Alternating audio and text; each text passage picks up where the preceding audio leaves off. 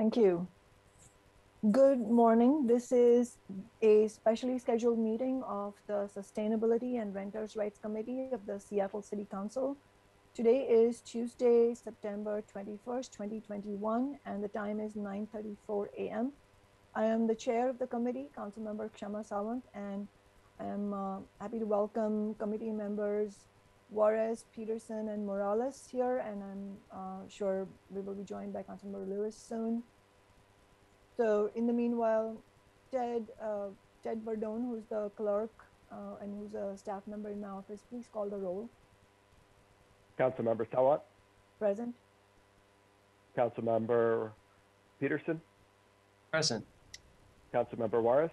Present. Councilmember Morales. Here. Councilmember Lewis. 4 present. Thank you, Ted. In today's committee meeting, my office is hoping, as I've informed committee members and the City Council at yesterday's briefing, to bring to a vote 2 important renter rights bills that this committee has been discussing for the past several months, which will help address the crisis faced by renters due to skyrocketing rent. We do have another committee meeting scheduled for Thursday this week if committee members need more time. However, and before the council begins budget deliberations, however, both of these bills have been discussed extensively, so I really hope that we are able to carry out the committee vote today. One bill is the Economic Displacement Relocation Assistance Ordinance. It requires landlords to provide relocation assistance when they displace their tenants with outrageous rent increases, a process that has come to be known as economic evictions.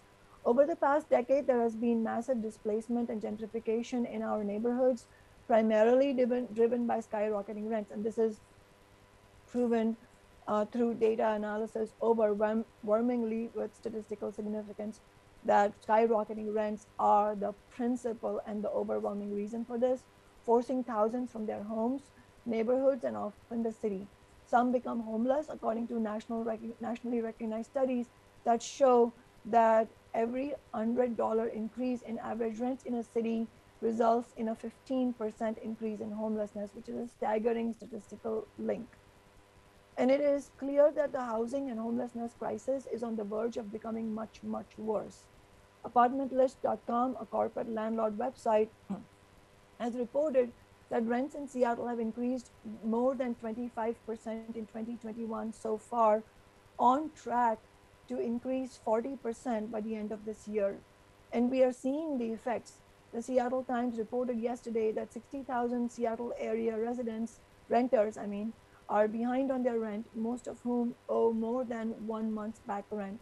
Imagine 60,000 more households becoming homeless when the eviction moratorium ends, and then add to that everyone who will be priced out as rents continue to rise out of control.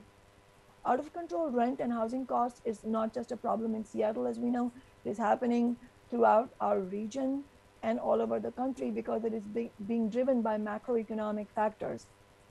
The prices are not being driven by the cost of housing as housing. They are being driven by ballooning real estate speculation. The cost of residential housing goes higher and higher because investors believe they will be able to sell it for even more in the future, and then property owners charge ever higher rents to cover the artificially inflated mortgages, and regular working people are left with nowhere to live. What we really need is rent control without corporate loopholes to regulate the out of control housing rents, and we will discuss that in the committee meetings. In the meantime, we do need legislation immediately to continue to help mitigate the harm done by skyrocketing rents, in addition to the bills that this committee and the council has already passed this year, and that's what today's 2 bills will do. In Seattle, renters who are displaced by redevelopment are eligible already for relocation assistance to the Tenant Relocation Assistance Ordinance, also known as TREO, in our city council discussions. But renters who are forced to move by outrageous rent increases, who face exactly the same burdens of displacement, the same difficulties, and the time investment they have to make to move to another location, they get no compensation. So this bill from my office, the Economic Displacement Relocation Assistance Ordinance, makes renters eligible for relocation assistance when they're forced to move by a rent increase of 10% or more. This is similar to relocation assistance programs in other parts of the country that are already in place. In 2018, Portland, Oregon enacted an ordinance requiring landlords to pay relocation assistance to renters economically displaced by rent increases of 10% or more. Another bill in today's committee meeting we'll discuss and hopefully vote on is the legislation from my office requiring landlords to provide 6 months notice for rent increases. Currently in Seattle, only 2 months notice is required. This bill was originally requested by the City of Seattle Renters Commission. The way the bill appears on the agenda is unfortunately a little more confusing than it should be, simply because of the way the city's electronic legislation tracking system works. On the agenda is the proposed substitute, which makes only technical edits and adds whereas clauses, but does not change anything substantive in the law. So if members of the public read what is listed on the agenda as, quote, proposed substitute without track changes, end quote, it will show you what the bill actually does without filling your screen with technical changes. Increasing the notice landlords are required to give renters for rent increases cannot stop the rent increases, but it does give renters the time they will need to find new housing and rearrange their lives if and when a rent increase forces them to move. And these kinds of exorbitant rent increases, many of them greater than 10%, that we are seeing all around us, these are it's not an isolated or rare phenomenon. It is almost an everyday phenomenon. So this bill is extremely important in terms of alleviating the difficulties that renters face in Seattle. Committee members, I just want to let you know that the agenda got inadvertently posted in an order that I had not intended. I apologize for the confusion. And I would like to switch the order of the items on today's agenda and take up the 6-month notice bill first and the economic evictions bill second. So I will ask committee members, are there any objections to changing the agenda for today's committee in accordance with that? Seeing no objections, the agenda is amended for today's committee meeting, and we will discuss the rent increase notice first and the economic evictions second. Before we begin our items, we of course have public comment. I will read the names. Ted, have you shared the document with the names with me? I believe we have 30 people signed up for public comment, and I'm just opening up the spreadsheet here. And each person will have up to 1 minute to speak. So please try and wrap up your comment within a minute. As you all know, we try to give 2 minutes public comment, but with 30 people signed up and with the committee having to do the discussions on the actual votes, I'm appealing to everybody in public comment to keep your comments to a minute. And Ted Verdone from my office will be monitoring the public comment microphone. And thanks also to the IT staff for helping us with this. Having said that, our first 3 speakers who are showing as present also are Catherine Dawson, Daniel Kavanaugh, and Nishan Burns. First is Catherine, go ahead. Hi, I'm Catherine. I'm a renter in District 3. I'm calling to voice my support for the renter protections proposed by Councilmember Sawant, including the 6-month notice for rent increases and the relocation assistance for people displaced by economic eviction. The majority of Seattle residents are renters like me, and over 40% of us are rent burdened, meaning we spend more than 30% of our income on rent. That leaves little room to absorb the cost of rent hikes, yet rent, as Councilmember Sawant mentioned, has risen 25% since the start of this year. Control the immediate renter protection and relocation assistance. We know Seattle is dominated by a handful of corporate landlords who make these huge profits off the backs of working people. They don't have an interest in the community's survival or well-being. As for small landlords who might rent out 1 room in their house, they can afford to give their tenants 6 months notice of a rent increase. There's no reason beyond exploitation for a huge and immediate rent hike. We can't allow behemoth corporate landlords to continue to profit at the expense of everyday Seattleites. We need rent control and protections. Thank you for your time. Next, we have Daniel Kavanaugh, but before Daniel goes ahead, I just wanted to recognize for the members of the public that we've been joined by Councilmember Lewis. Thank you for being here.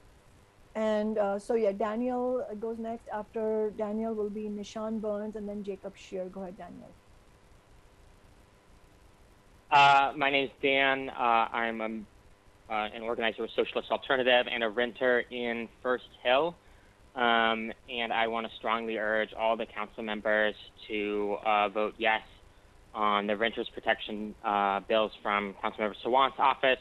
Rents in Seattle have risen more than 25% just since January of this year, and people are really feeling the crunch, everyone I know. So we really need citywide rent control with no corporate loopholes. I want to thank Councilmember Sawant and renter advocates who are bringing forward rent control legislation.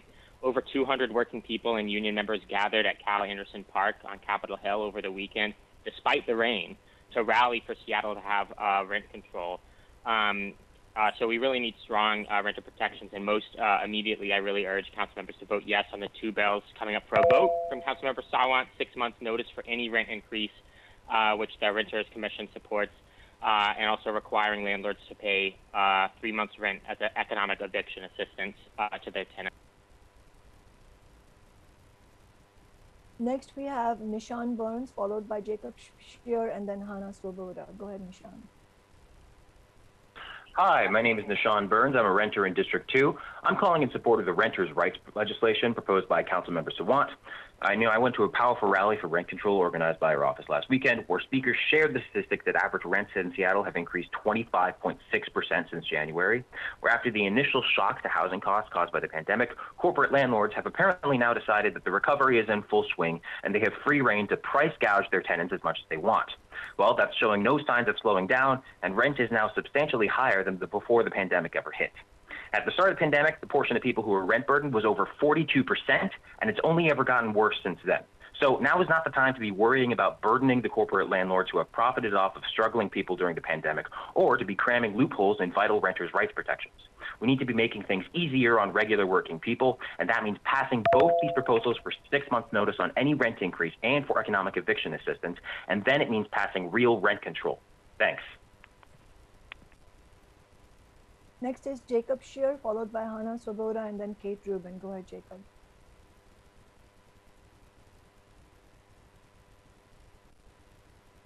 Please press *6 to unmute yourself. Sorry about that. Hi. My name is Jacob Shear. I'm an organizer with Real Change, and I'm calling in to urge all council members to vote yes on Councilmember Sawant's 6 months rent increase notice and relocation assistance legislation. It should be very clear to every council member that we are in a full-fledged crisis and on the precipice of further and utter disaster for thousands of renters here in Seattle. Recent estimates show that around 60,000 Seattle renters are behind on rent as the local eviction moratorium nears expiration, and this number is likely an underestimate. The COVID pandemic crisis is not over, despite what landlords would like us to believe, and we need to be taking every possible measure to keep our neighbors in their homes. Every eviction is an act of violence that we know leads directly to homelessness, and Councilmember Sawant's legislation provides urgently needed protections that will keep people in their homes and limit the total power that landlords have over their tenants' well-being and safety. There are lives on the line if we do not take measures like these immediately. Please vote yes on Councilmember Sawant's 6 months rent increase notice and relocation assistance legislation without delay or loopholes. Thank you. Next, we have Hannah Swoboda, followed by Kate Rubin, and then Kendall Gregory. Go ahead, Hannah. Hey, my name's Hannah Swoboda. I'm a renter in District 3, and I'm calling in to urge City Council to vote yes on the two bills from Councilmember Sawant's office, one requiring 6 months notice for any rent increase, and then the other one requiring landlords to pay economic eviction assistance when they raise rents by 10% or higher. Since the start of the year, Seattle rents have risen at 5 times the national average. Eviction moratoriums are ending, and like Jacob mentioned, the Seattle Times just reported that 60,000 Seattle renters are behind on their rent. The majority of those people say that they're somewhat or very likely to face eviction in the next 2 months.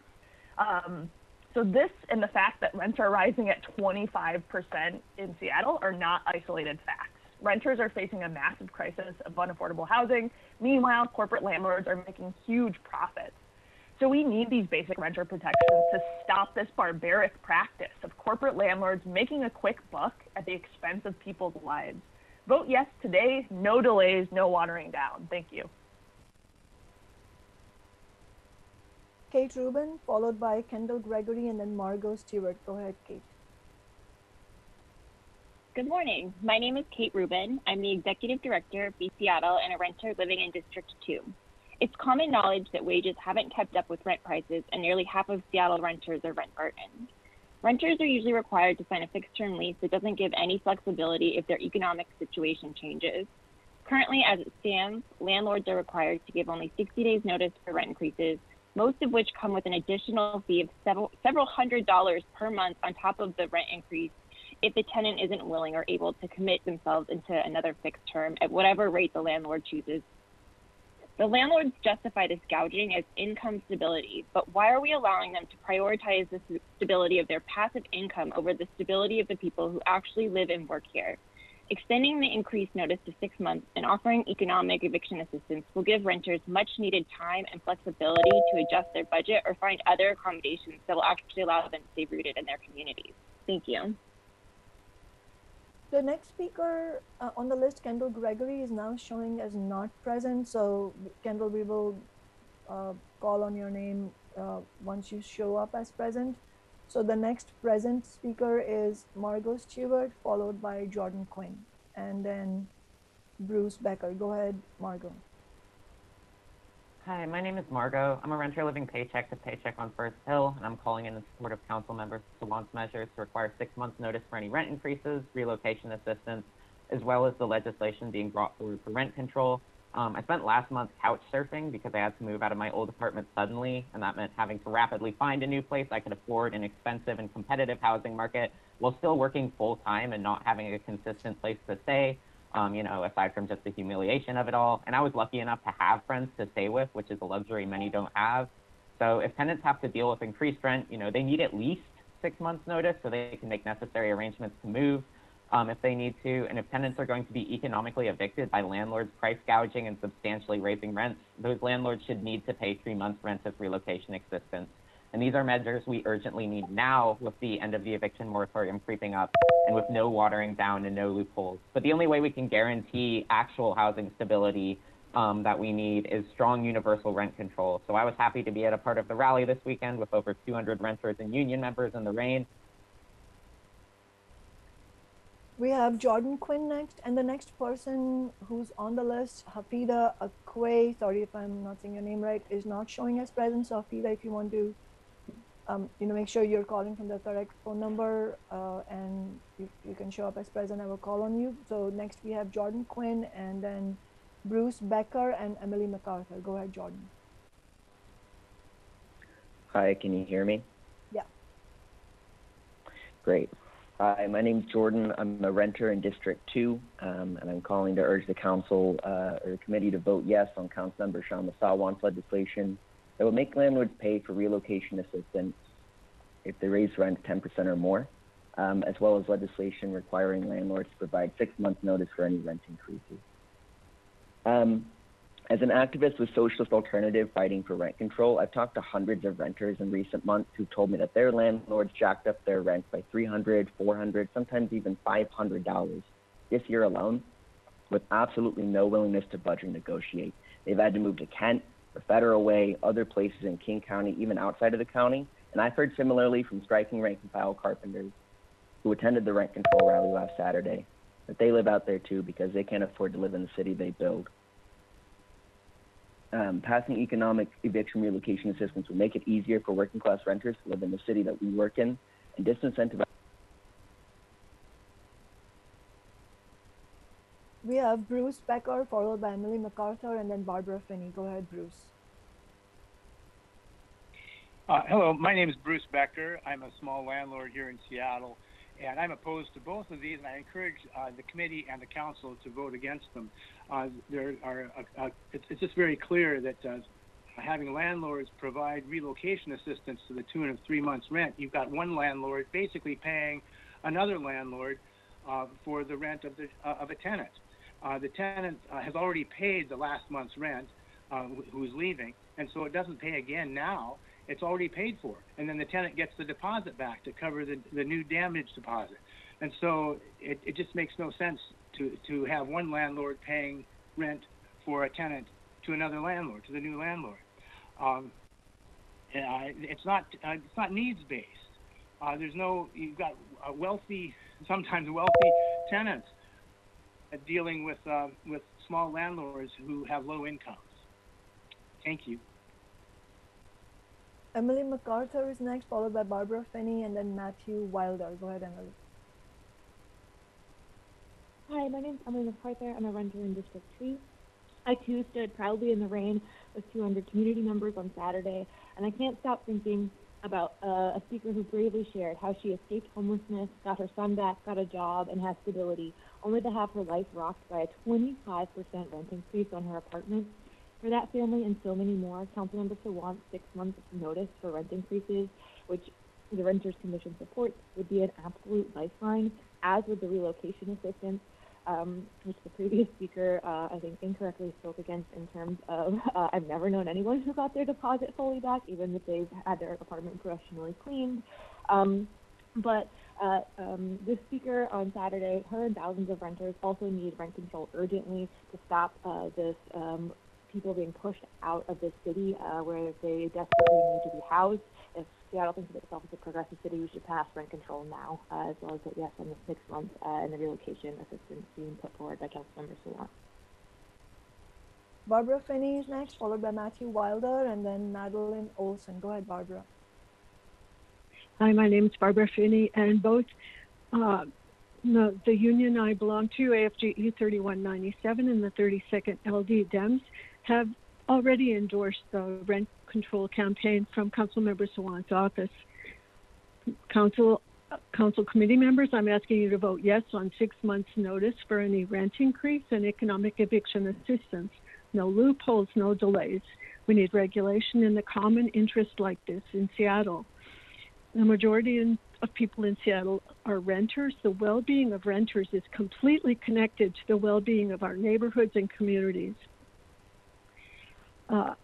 Support Councilmember Sawant's legislation and vote yes on 6 months notice for any rent increase and economic eviction assistance. No loopholes, no delays. Thank you. Matthew Wilder, followed by Madeline Olson, and then the next speaker who's listed here, Michael Malini, is showing as not present. So unless Michael shows up in time, then after Madeline will be Karen Taylor. Go ahead, Matthew Wilder.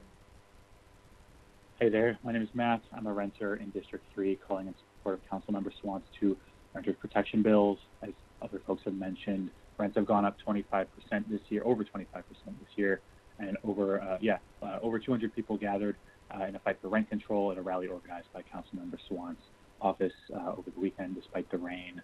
Most of the tenants who are facing eviction are not wealthy, as a previous speaker said. These are working class people who are struggling paycheck to paycheck. And when corporate landlords evict, they're making a choice to protect their profits at the price of working people. And this is what's creating the housing crisis in this city.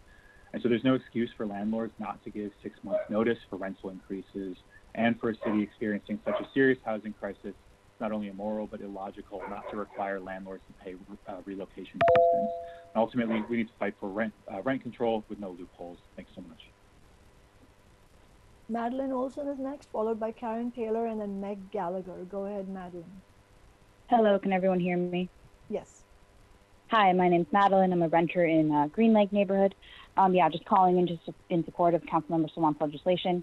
I really think that the concept that it's onerous to require advance notice on rent is absolutely ridiculous. I think, as many have said, the stability that provides, I think, for the renter as well as the landlord is just great. I think, if you're a genuine landlord, you're not trying to evict your tenant unless you are, in which case, why would we allow that as a society? But would also just like to kind of poke a hole here in this mythical, very wealthy renter that magically decides that they can't afford the rent and therefore needs assistance. Renters don't want to be evicted. People don't want to leave their homes for arbitrary reasons for not affording it. If folks can't afford to move, they should absolutely be provided the assistance by the landlord jacking up the rent. Thank you. Next is Karen Taylor, followed by Meg Gallagher, and then Josh Smith. Go ahead, Karen. Hi there. My name is Karen Taylor. I'm a renter.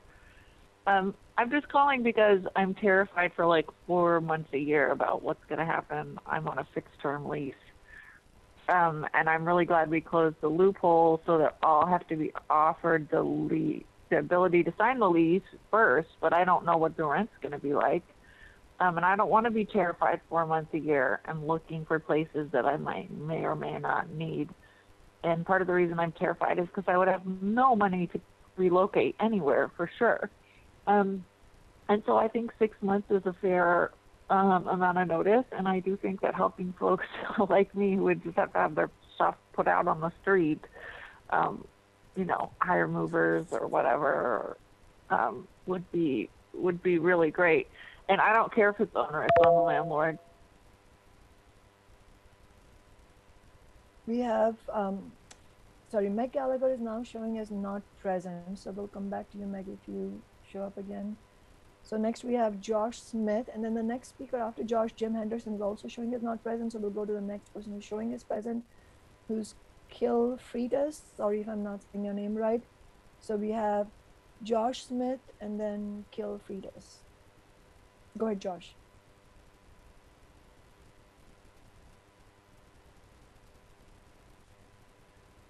Josh, you are still muted and need to hit *6 to unmute. Hello, my name is Josh, and sorry about that.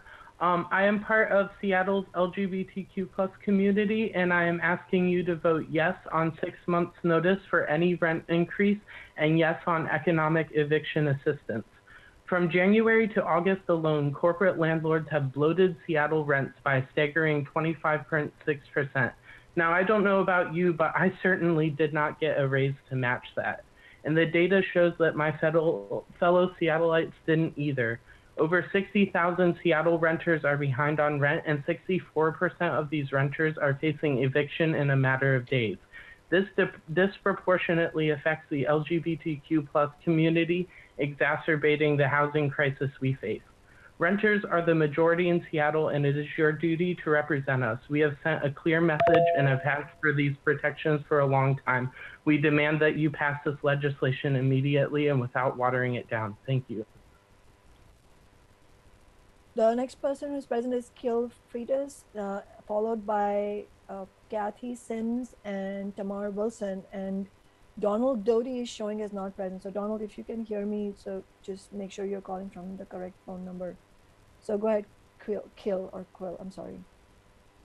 Hello, my name is Quill Freitas. I'm in District 2, and I live in emergency supportive housing. And I want to voice my approval for passing a minimum 180 days written notice and relocation assistance to economically displaced tenants. It's especially important because I don't believe, just from my personal experience, that the emergency supportive housing is equipped to deal with the onslaught of renters that are facing evictions, especially at this time. And this emergency bill would help, especially in this moment, to keep things from getting worse in a logical manner. It's important that we do not displace more tenants at this time. And of course, I want to add that the fear of being a tenant should default in Seattle. Thank you. We have Kathy Sims, followed by Tamar Wilson, and then Laura Lowe. Go ahead, Kathy. Hello, my name is Kathy Sims. I'm a renter in District 2. I'm here today to urge City Council to vote yes on rental protections brought forth by Councilmember Sawant and underscore the importance of these protections for Seattle renters. City Council must protect families and low-income renters by mandating landlords to give 6 months notice for all rent increases and provide economic relocation assistance. The cost of moving is crushing for rent-burdened people living paycheck to paycheck, which can often amount to 3 to 4 months of their incomes. Renters are being displaced.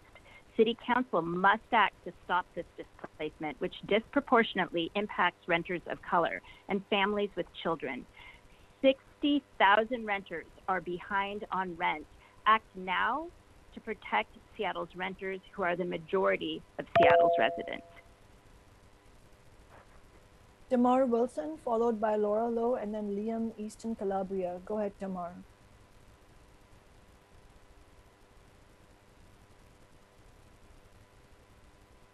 Tamar, you are muted and should hit *6. Hello? Can you hear me? Yes, we can hear you. Hello? Are you able to hear me? All right, thank you. Hello, council members. My name is Tamar Wilson, and I am a renter in District 2. I'm also a Black Lives Matter organizer and a proud member of Social Alternative. I just want to talk about call in support of council members Sawant's rent legislation. Owed and back debt. And due to Seattle's history of racist redlining practices, homeowners were systemically disenfranchised, strictly disenfranchised from actually attaining an own their home. And now, in the middle of January, this eviction crisis that is nearing its cliff. And thank you to Councilmember Sawant for extending it in Seattle, extending the eviction moratorium. Now that is about to end, they are going to be disproportionately affected. So I am calling on all council members to vote yes on her legislation, as well as yes for 6 months notice, and yes for eviction, since we need it now more than ever. Thank you. Laura Lowe is next, followed by Liam, Eastern Calabria, and then Eric Baker. You're showing as not present. Eric, if you can hear me, make sure you're calling from the right number. And then after that is Sonia Ponat. So go ahead, Laura Lowe. Hi, my name is Laura. I'm a renter in Northwest Queen Anne, but I'm calling today on behalf of Share the City's Action Fund. We have about 7,000 followers on Twitter, many renters, as well as 150 folks in our Slack group. We are in favor of both the 6 months notice for rent increase and in favor of the economic eviction protections. We are very concerned that renters are losing hope in government. Governor Inslee and the state legislature do so little for renters that our cities are stuck making our own policies. We obviously need statewide rent stabilization. In the meantime, please give the renters of Seattle hope. We need to prioritize them. Landlords are running a business, but housing is like healthcare, and the unpredictability of renting has become a public and mental health crisis. We need stability. We especially encourage Councilman Lewis to continue being a champion for renters and being a very important vote for renters. Thank you. Liam, Eastern Calabria, followed by Sonia Ponat, and then Gabriel Mahan. Go ahead, Liam. Hi there, my name is Liam, Eastern Calabria. I'm a renter in District 4. I want to support the bills put forward by Councilwoman Sawant's office for eviction relocation assistance and to give force landlords to give a 6 months notice on rent increases. I think the question we need to ask ourselves is, who do we want to pay for the homelessness crisis, working people or their landlords? When people are economically evicted, where do they go?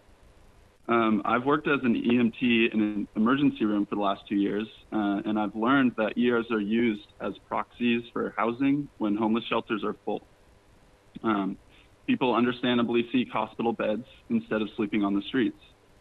And as many have said, thousands are at risk of eviction in the coming months, and surely ERs and shelters will see massive increases in visits. And what does this mean? This means that the brutality of economic evictions also increase the burden on an already stressed healthcare system. And each and every one of these visits is usually paid for by our tax dollars through Medicaid. So the working class and the public at large should not pay for the housing crisis with our tax dollars. Landlords need to pay for eviction relocation assistance. Sonia Ponat, followed by Gabriel Mahan, and then Marilyn Yim is our last speaker who is present. Let me just, Sonia, before you go ahead, let me just read out the names of the speakers who are showing as not present so that they can correct it if they want to. Kendall Gregory, Afida Akwe, Michael Malini, Meg Gallagher, Jim Henderson, and Donald Doty, and Eric Baker. Sorry, one more, Sylvia Schweinberger. So you're all people who are not who are showing as not present. So make sure you're calling from the same number that you used to sign up for public comment. Go ahead, Sonia.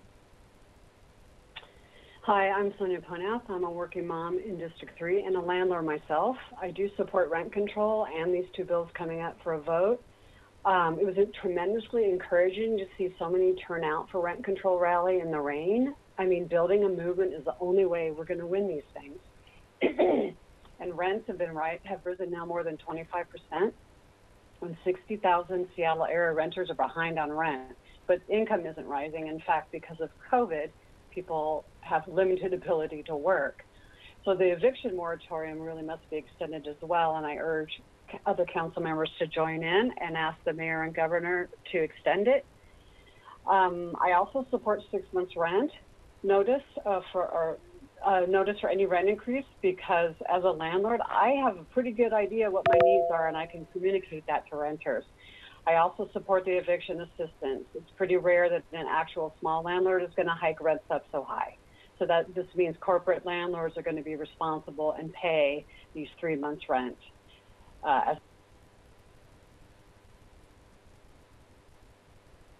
Gabriel Mahan, you're next, followed by Marilyn Yen. Go ahead, Gabriel. Hey y'all, my name is Gabriel. I'm a tech worker and renter in District 3, calling in support of Councilmember Swan's bills on rental protections. I live in an apartment complex in the CD, and earlier this year our complex, which houses over 100 people in everyday jobs like teachers, social workers, administrative jobs, etc., was bought out by another rental corporation. And, you know, lots of residents got livable rents when they signed a lease during the pandemic, and now my neighbors are scared, not just that the rent is going to increase dramatically, but we're terrified of the uncertainty of not knowing how much our rent is going to go up. You know, 2 months is not nearly enough time to plan for what could be a dramatic uprooting of our lives. And while we really need rent control and the stability that comes with it, at the very least, we could get a decent heads up, you know, and if we're priced out, get some help and relocate. I understand that costs rise, but there is absolutely no reason that our corporate landlords can't give us a reasonable heads up. I urge council members to vote yes to both bills. My neighbors deserve nothing less. Next is Marilyn Yem, followed by Eric Baker, who's now showing as present. Go ahead, Marilyn. Hi there. Seattle lost 5,000 rental homes in the last year. That's 15% of the rental stock, mostly owned by small mom-and-pop housing providers. 6 months notice means that rent can't be tied to real costs because it's hard to predict what the cost will be 6 months from now. But I really wanted to talk about the relocation legislation. It is not based on need, despite what you're hearing. The legislation does not include income or affordability requirements. The payment is unlimited, whereas the current program, the payment is capped at $2,000. In council's example, it showed a payment of 5 times that. It was $10,000 cash payment with only 7 days notice. No small mom and pop housing provider could come up with that, which is why they are fleeing Seattle. With the loss of affordable family-sized housing, renters in this city will lose. Housing providers include union members and working people just like myself, but we've been shut out of this entire legislative process, and that cannot make you feel good about voting on this. Please, you must vote no on these ordinances. Thank you. Eric Baker, go ahead.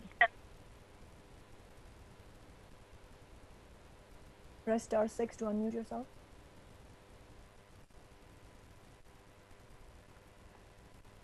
Hello, my name is Eric Baker. Can you hear me? Yes. Oh, sorry. I'm calling in opposition to both of these ordinances. I'm a small landlord in the Central District, District 3, and I'm concerned that our costs, it's going to have unintended consequences for small landlords like myself. We have one house. We're not a corporate landlord. If I have a tenant who gets evicted or leaves because of a 10% raise, that's going to take me 2.5 years to earn back that money at that 10% raise. It's going to cost us a significant amount of money, and we're not a big corporation. I'm also concerned with the 180 days for any amount of raise. We typically don't raise our rents between tenants. We have short-term, long-term renters, but typically we won't raise it 10%. But we may raise it 5%. And if we have to wait 6 months to offset our cost increases, that would be hard for us. So I'm urging you to reconsider both of these ordinances. Thank you very much. So all the speakers who were showing as present have spoken, and those the rest who didn't speak are showing as not present. So because we've reached the end of the list, I will close the public comment now and apologize for those who were not able to speak and thank those who did. We will go to our first item on the agenda, which is the bill increasing the notice required for rent increases for 6 months from the current situation, which is 2 months notice that is required. I will read the bill into the record first. Council Bill 119585, an ordinance relating to residential rental properties requiring a minimum of 180 days prior written notice to renters or to tenants whenever the housing costs to be charged a tenant are to increase, and amending section 7.24.030 and 22.202.020 and 22.206.180 of the Seattle Municipal Code. This legislation is straightforward, and we have discussed in committee over the last several months, but Asha Venkatraman from the City Council Center staff is here again to answer any questions council members may have. And as always, I thank you, Asha, for your technical support and for being at the committee, in sort of many committee meetings. So I will open the floor for council members to ask their questions or make comments. Go ahead, Councilmember Peterson. Thank you, Chair Sawant, and thank you, Asha, and our central staff for your work on these two bills. Colleagues, I know our council rules allow us to walk on amendments to bills. I know it's ideal to give everybody as much notice as possible. I was not able to do that in this case, so we did circulate it via email, the two amendments, but there's one amendment on this bill and then one amendment on the other. So I wanted to, I don't have questions on this bill. Well, actually I do have one question, I'm sorry. The notice, the 60 days notice, that's the current notice provision. It was changed by state law. Was that in 2019 or okay, in 2019, and before that it was what, 14 days or?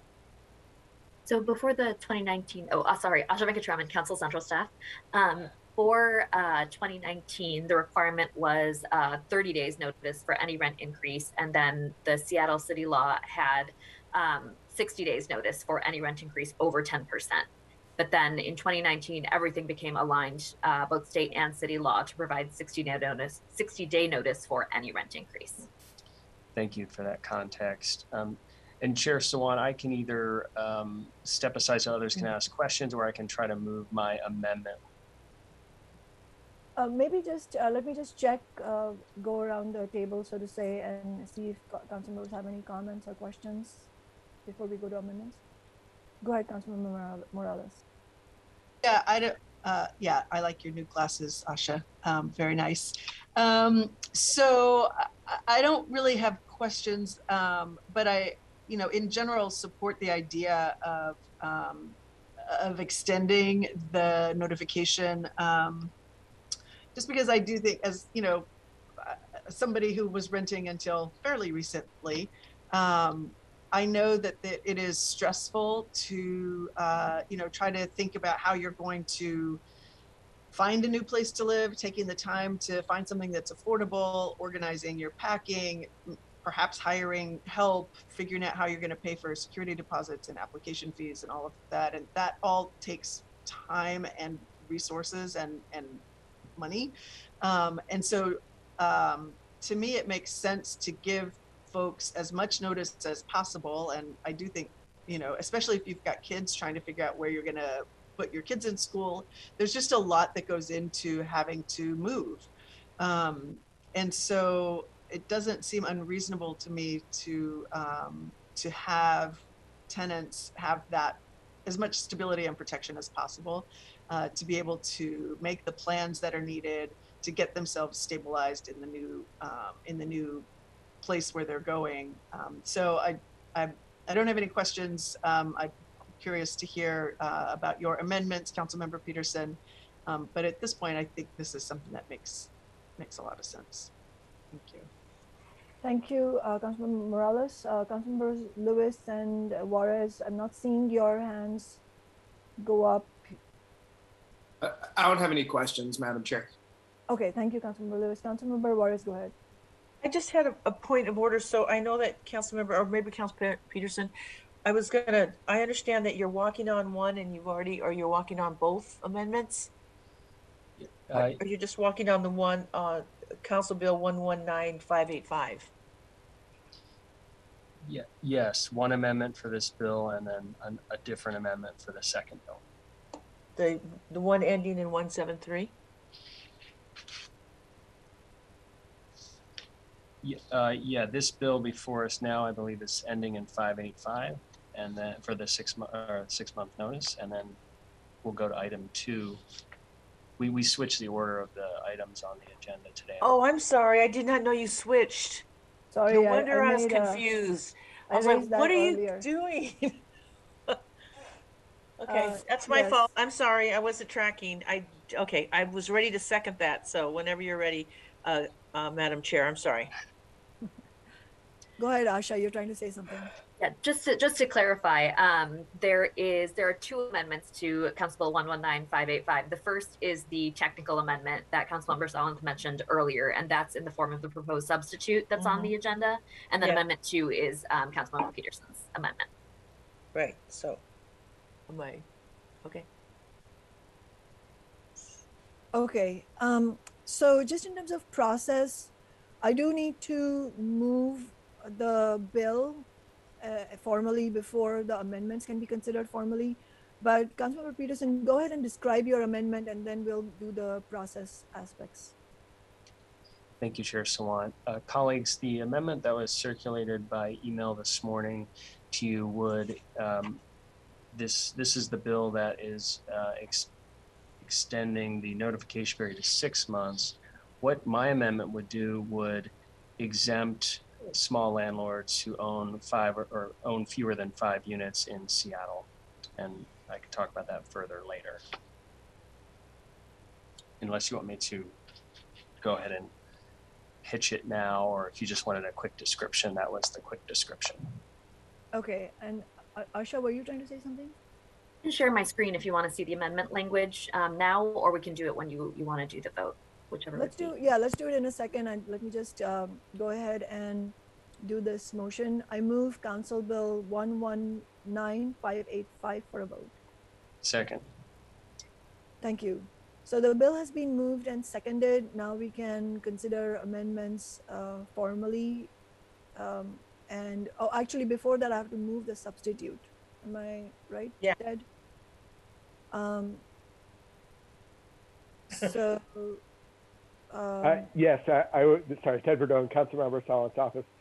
For simplicity, I would recommend moving the substitute, voting on the substitution since it's technical, and then there will be kind of a amended based in front of the committee to consider Councilmember Peterson's amendment after that. Okay. So we have a second for the bill itself. I will now move the proposed substitute as shown on the agenda. Do I have a second? Second. As I said, this technical substitute does not make any substantive change. So is there any discussion on the substitute? Seeing no request for discussion or any further comments, please, Ted, please call the roll on the substitution. Councilmember Sawant? Yes. Councilmember Morales? Yes. Councilmember Peterson? Yes. Councilmember Juarez? Aye. Councilmember Lewis?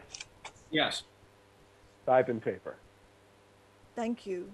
So now we have the amended bill with the technical adjustments in front of us. We can now consider amendments. Go ahead, Councilmember Peterson. Thank you, Chair Sawant.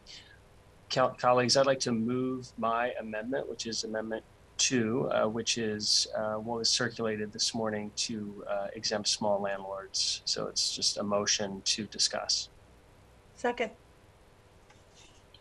The amendment has been moved and seconded.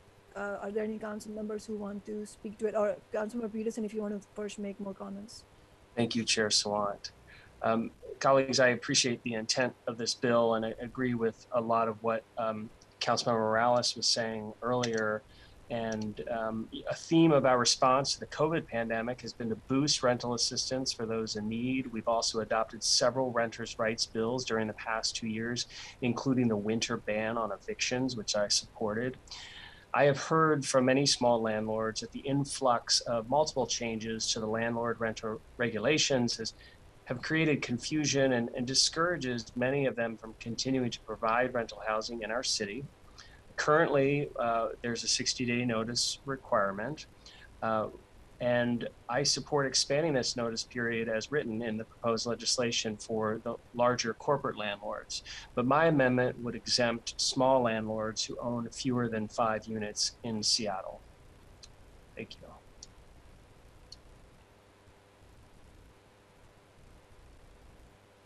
Okay, so we have the amendment and the description. Are there any council members who want to speak to it? Councilmember Morales. Thank you. I appreciate what Councilmember Peterson is trying to do, but I think, you know, first of all, I think it's important just to acknowledge, as we all have, that there is a crisis right now with people getting pushed out, with increased homelessness, and we certainly don't want to be contributing to that. I think a broader context is also that, you know, we understand that landlords are having trouble paying mortgages right now. Everybody is in a crisis. The difference is that if a landlord is falling behind, or, you know, if their return on investment is less than they would prefer, they have the option, drastic though it may be, to sell their property. Whereas a renter, if they fall behind on their rent, they get evicted. And so I do think that there's a really important distinction between who, you know, the degree to which folks are at risk here. This bill doesn't prevent landlords from raising the rent. It just asks them to give a couple more months notice to folks. And I think that whether you live in a small apartment building or a large apartment building, that need for protection is the same. So you know, I understand that there's some concern, but I think all of the small landlords that we heard from today said themselves they would never raise the rent more than 10%. And so the issue is really just asking to give a little bit more notice so that folks have the ability to make a plan and decide whether they're going to be able to afford that rent increase, or if they have to begin the process of moving out. So this amendment is not something that I can support. Thank you.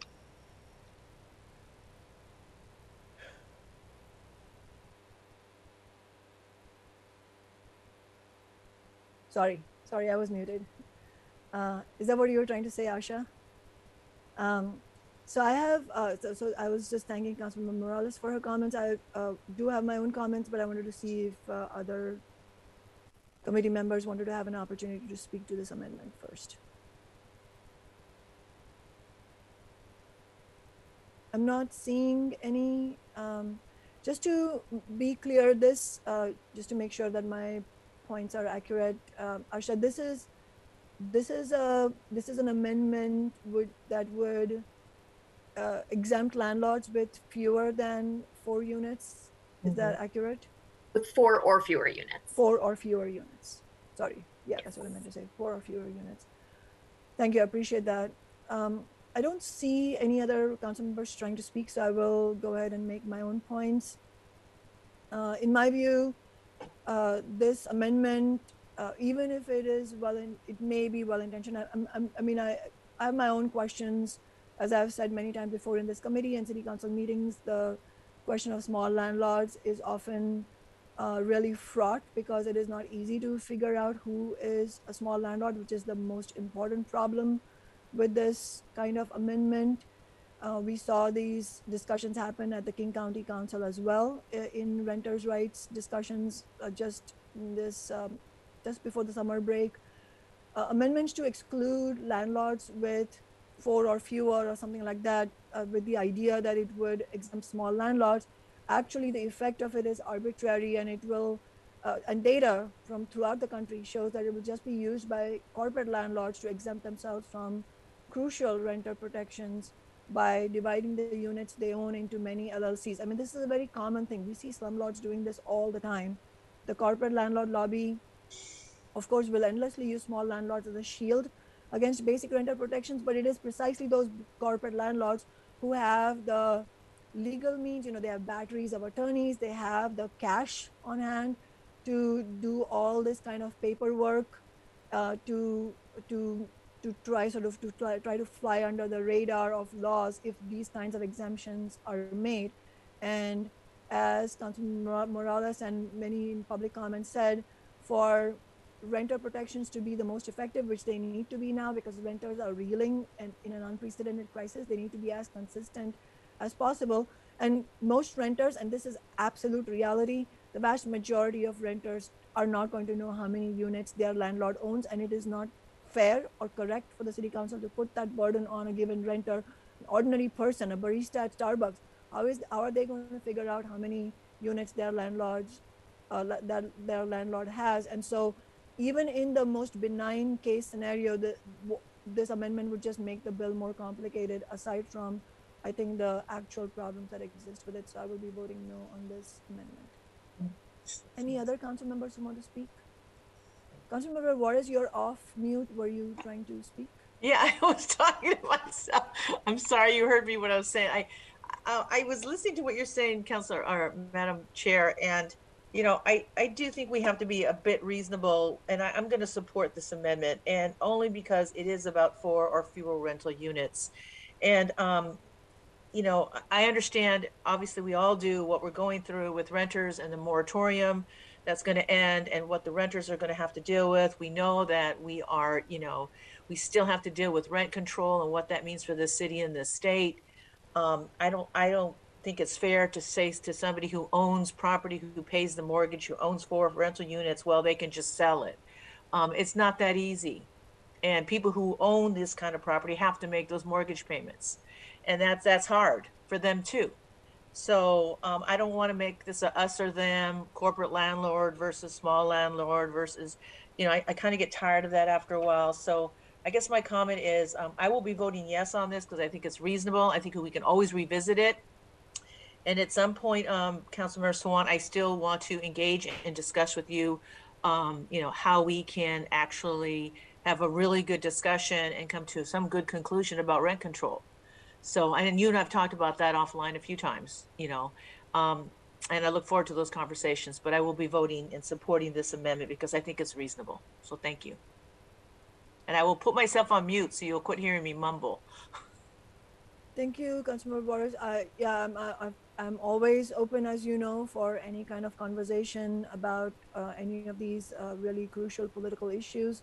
So please let me know when you would like to talk about rent control. I do believe that this bill as drafted is absolutely reasonable because the crisis is falling, the brunt of the crisis is falling on renters. Absolutely, we need to support landlords, small landlords. But if you look at the landlords who are increasing the rents, it is not the small landlords. So this bill is meant to protect the vast majority of tenants of corporate landlords, which is, I mean, again, you have to go by statistics and data. And, and as a matter of fact, the bill is meant to protect those tenants. It will not affect small landlords who don't really, make a practice of gratuitously increasing rents, which is what you see from big real estate corporations. Yes. Look at the real estate increases. They are coming from corporations like Goodman Real Estate, from Essex Corporations, from Conum. These are examples of corporate landlords, property management corporations. And then you have, of course, really bad landlords with very bad track records like Carl Hagelin, who really exploit low-income renters. So that is why I will be opposing the amendment. But I do want to give Councilmember Peterson, who is the sponsor of this amendment, the last word on this before we go for a vote. Thank you, Chair Sawant. I appreciate everybody's comments on this amendment. I did want to clarify one thing, is that I'm not proposing the same amendment for the next bill, which is for the large rent increases, because I agree that the smaller landlords tend to not do that. I did want to clarify also with this bill, extending it to 6 months, another 60-day notice to 6 months notice, that it no longer has, for Seattle, no longer has, it's for any rent increase. Is that correct, Asha? It's for any level of rent increase. would now require 6 months notice, not just rent increases above 10% for this notification bill. Is that correct, Asha? Okay, thank you. Thank you. I just wanted to clarify that. And so all the more reason to support this amendment. I hope for some of you so that small landlords are exempted and they're not disincentivized from keeping their housing in the rental housing market, because we do want this additional supply. But thank you, Chair Sawant, for giving me the space to pitch my amendments. Thank you. Thank you. I've not seen any other amendments come for this bill. So if I don't hear any comments, I will move. I will call the question. I don't see any comments so far. So I will ask the clerk to call the roll on Council Bill 119585. The bill has already been moved and seconded. Go ahead, Ted. I'm sorry. Calling the roll. I'm sorry. I'm so sorry. I'm losing track. This is the vote on the amendment. So Ted, please call the roll on the amendment. Councilmember Sawant. No. Councilmember Morales. No. Councilmember Peterson. Yes. Councilmember Juarez. Yes. Councilmember Lewis. No. 2 in favor, 3 against. So the amendment does not pass. Thank you, Ted, for that, and I apologize for the confusion. Now I should say what I was saying earlier, which is I haven't seen any other amendments. Asha, am I right about that? Okay, having seen no other amendments, and I don't have any points really to add to the discussion because we've discussed this many times. I don't see council members raising their Zoom hand or their actual hand to speak up. So sorry, I didn't mean to be funny.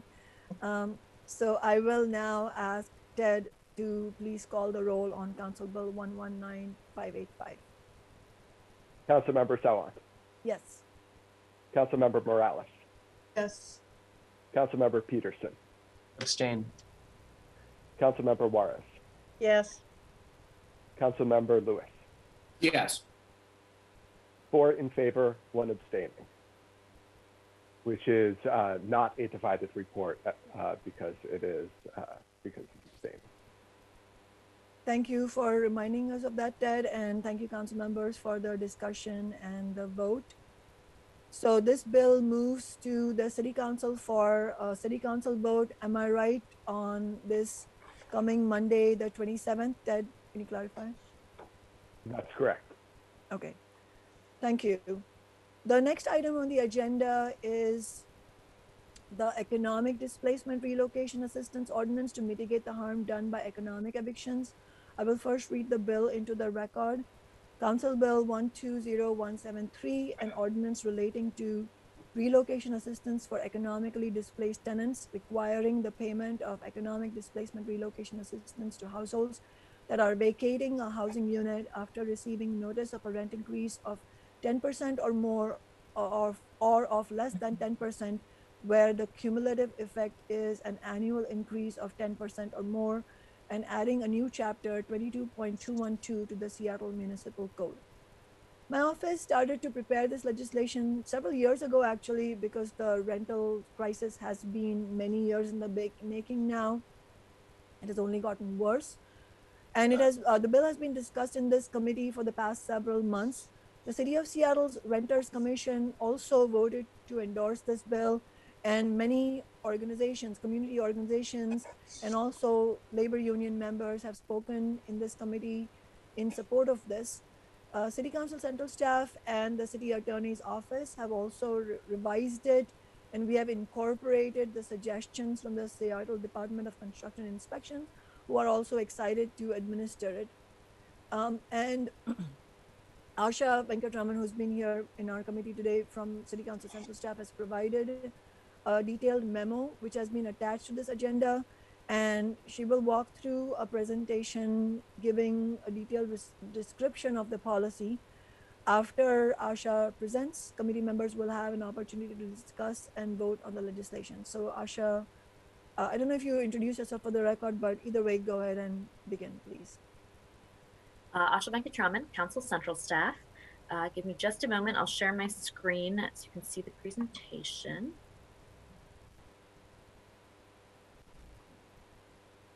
Okay. So we are discussing, as Councilmember Sawant mentioned, Council Bill 120173 about economic displacement relocation assistance. The intent of the bill is to provide relocation assistance when there is a rent increase of 10% or more, and the tenant decides to relocate to find another unit. So I'll take us through some of the details of the bill and then move through some of the process and then the fiscal and the staffing impacts. In terms of tenants who are eligible, are looking at households who have received their 60-day or now it will be 180-day notice of rent increase, and that rent increase is 10% or more, and they've either vacated the property or provided notice to the landlord that they plan to vacate the property. Upon application, the household has to meet all of the deadlines that are included in this bill in order to remain eligible for the relocation assistance program. I'll get into those as we continue.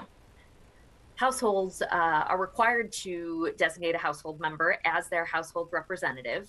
So that's the person that's going to be representing the entire household when applying for assistance, and assuming that the application is approved by the Seattle Department of Constructions and Inspections, also the person that will be given the entitlement, the assistance itself. The household representative can only represent one household at a time, and a household can only have one household representative. The reason for designating the household representative is because for households with multiple members, it can get confusing in terms of who is doing the application, and the city doesn't necessarily want to be in the role of deciding which household members get how much of the relocation assistance. So the household representative will be the one, to the extent that there's a need for dividing up the relocation assistance payment within a household, doing that work. We had to provide a variety of definitions in the bill because of the complex nature of administering the program. And so there's a definition of households that consists of both family households as well as non-family households. And a combination of those types of households can encompass one overall household. So as you'll see, the definition of family household includes a definition of family unit, which includes a variety of related persons. So parents, spouses, parents, grandparents, grandchildren, siblings, children, and all of the same relationships for individuals that are in a city or state registered domestic partnership. And then a non-family household covers anyone that is not a member of a family household or someone that's just living alone. We also included a few definitions about what we are discussing when we say the term required rent increase notice. Because this bill covers both a rent increase notice above 10% when it comes in one large increase, as well as the rent increase notices that accumulate to get us to a 10% increase. That last rent increase notice that might put the 10% over the edge just is termed a little bit differently. So it's very clear how the first large increase and then that last increase that is putting you over 10% are designated. And so those definitions are described in the bill as well. So for the rent increase notices that are for less than 10%, when in combination with all of the other rent increases that are happening within either the 12 months prior to the rent increase or the term of the tenancy, whichever one is shorter, where that results in a cumulative rent increase of 10% or more.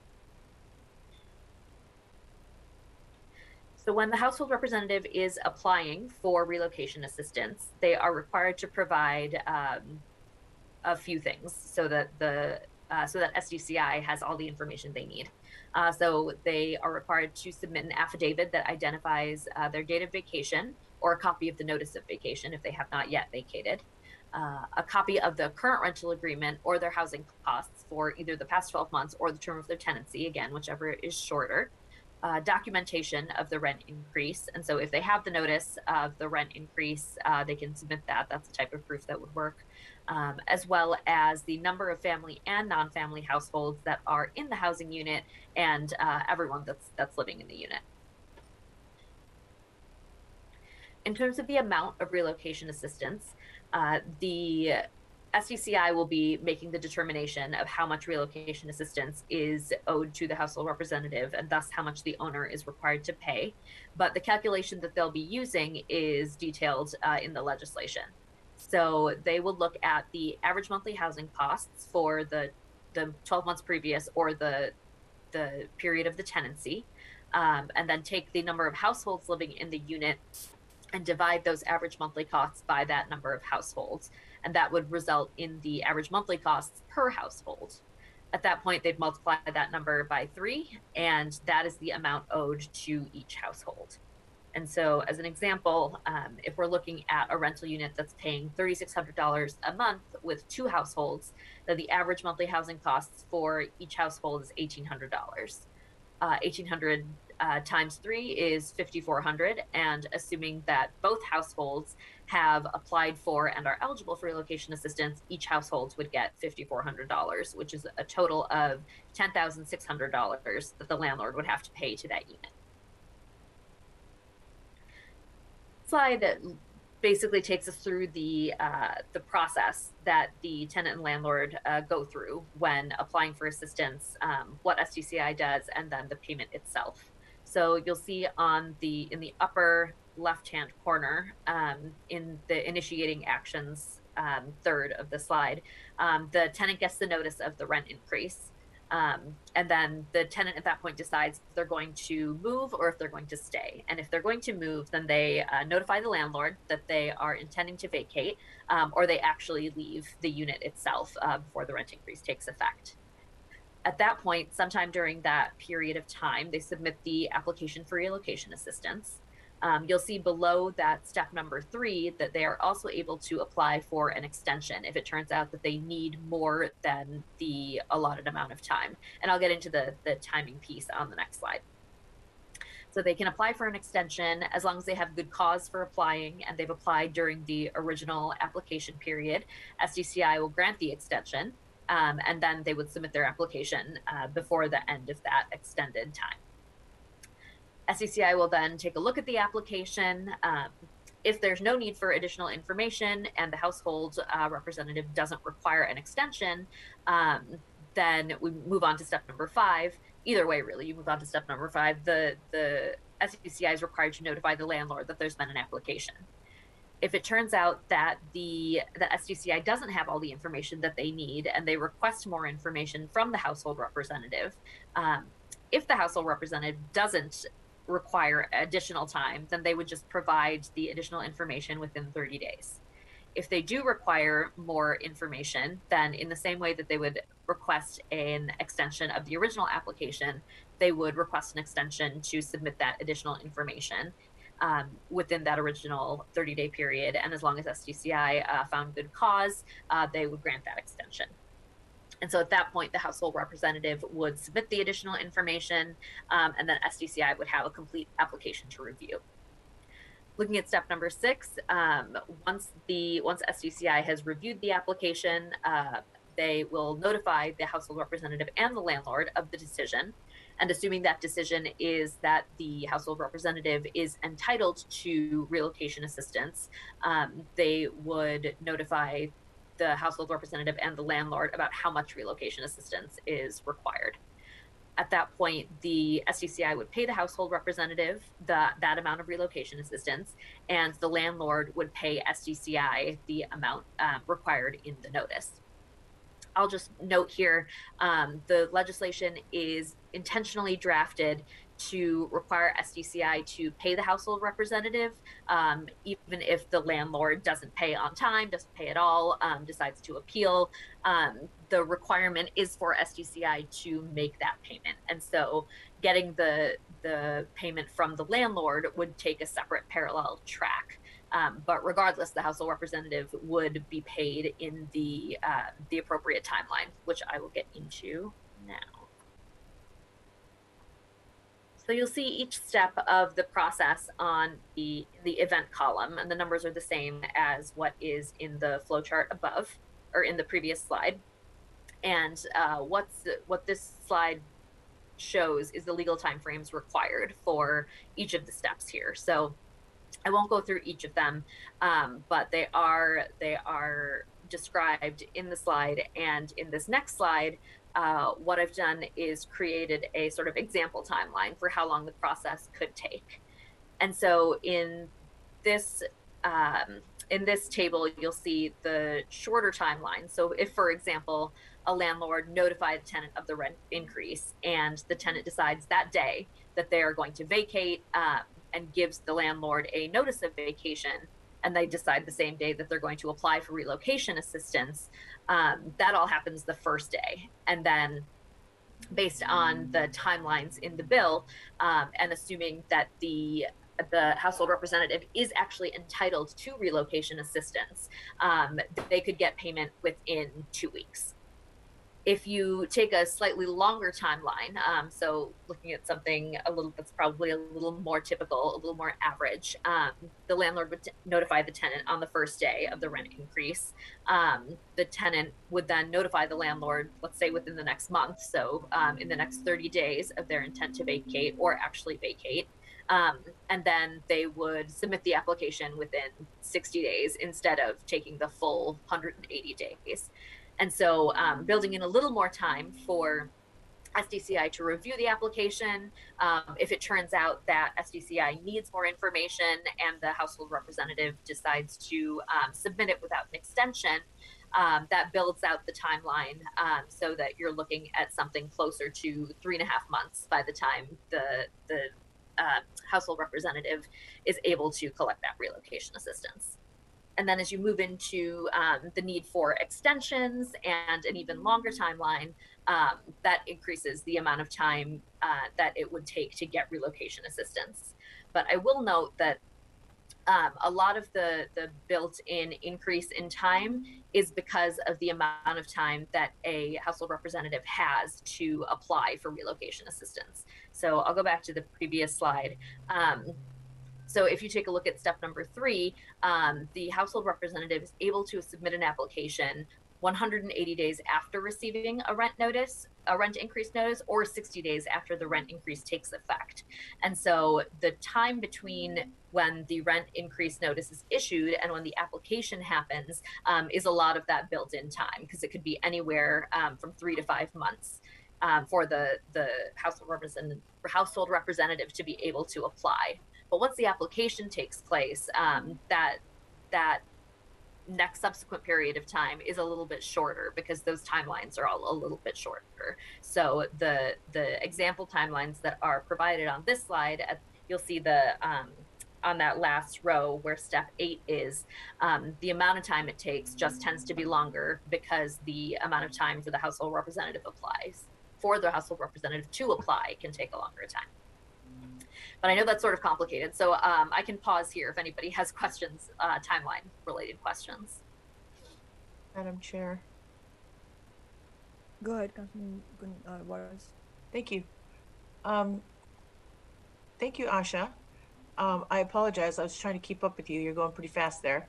I know that we all know that the state law allows for municipalities to require payment of relocation assistance.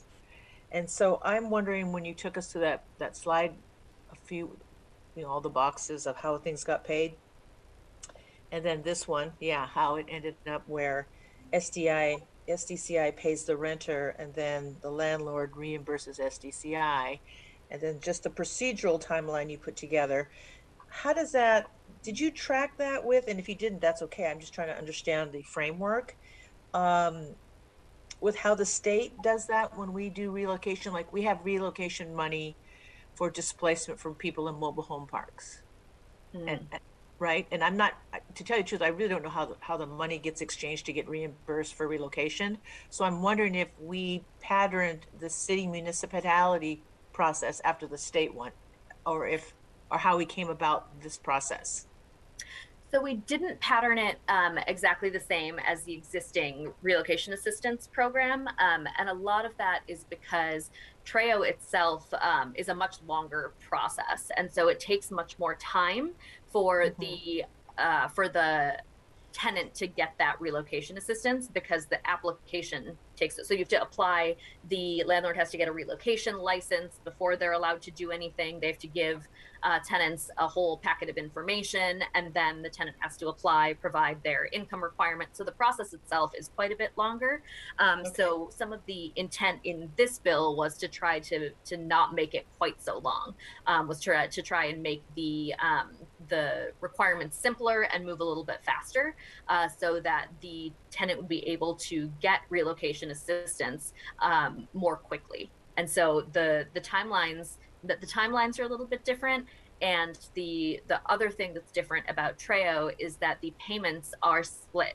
So 50% of the TREO payments come from the landlord, but 50% comes from the city. And so some of the procedural pieces when it comes to appeal and administration are the same as TREO, but this timeline is intended to be quite a bit shorter. So if SDI pays a renter because of relocation, and then the landlord has to reimburse SDCI, what is the remedy on our part if the landlord refuses? Does that go to an administrative law judge or municipal court? So or hearing there's examiner? Yeah, so first there's the citation and notice of violation provisions that are in this bill, and so so failure to pay what the landlord is required to pay results then in a citation or notice of violation. And so depending on SDCI's discretion, they can pursue those remedies to get reimbursed for what the landlord actually, for what the landlord actually owes. If it goes through a notice of violation, then the city attorney's office then has to file in municipal court to be able to pursue that kind of reimbursement. If the landlord gets the citation or the notice of violation and just decides to pay, then no problem. But if they don't, then it'll have to go into muni court for the city to be reimbursed. So am I getting ahead of myself, or is there more to your PowerPoint for the information that SDCI sent us, that it would take them about 9 months to set this up and about 1.2 million to actually put it into the cost? Yes. And okay, so are we going to get to that? Okay, I just one quick question, if you can, and I'll just tell you now, and then when you get there you can answer it, so I don't have to keep interrupting you.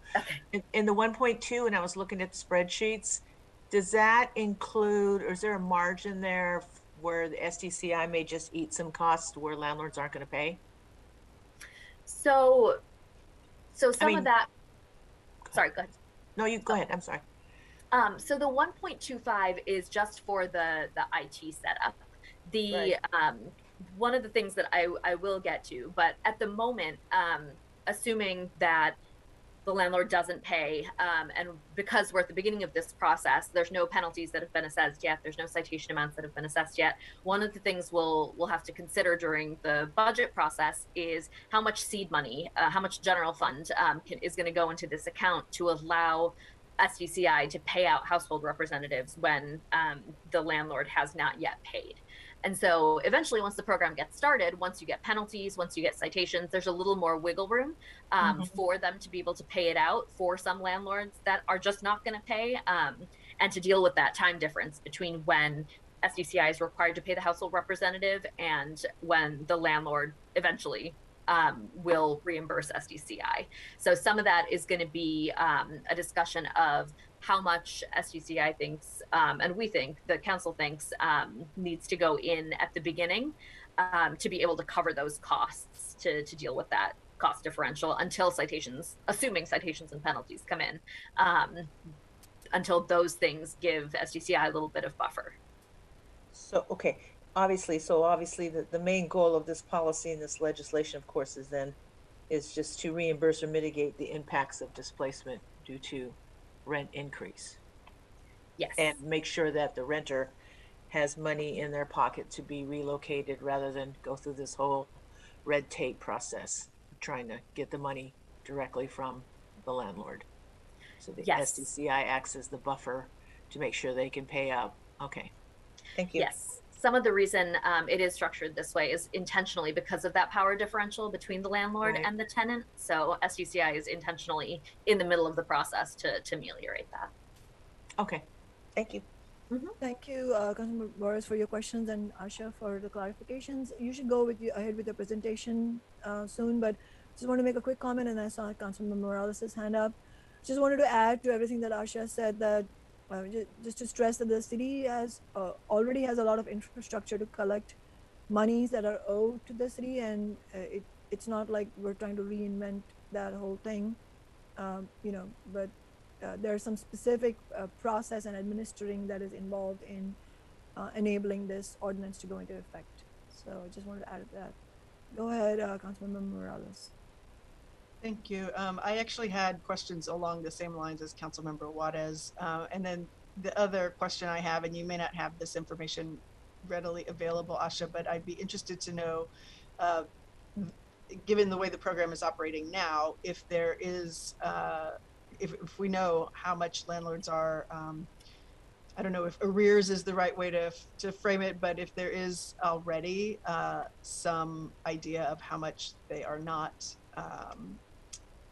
participating in this program as we have expected. I don't know that off the top of my head, but I will follow with SDCI to see what current compliance is like for Treo. Okay. Right. So that takes us to refunds.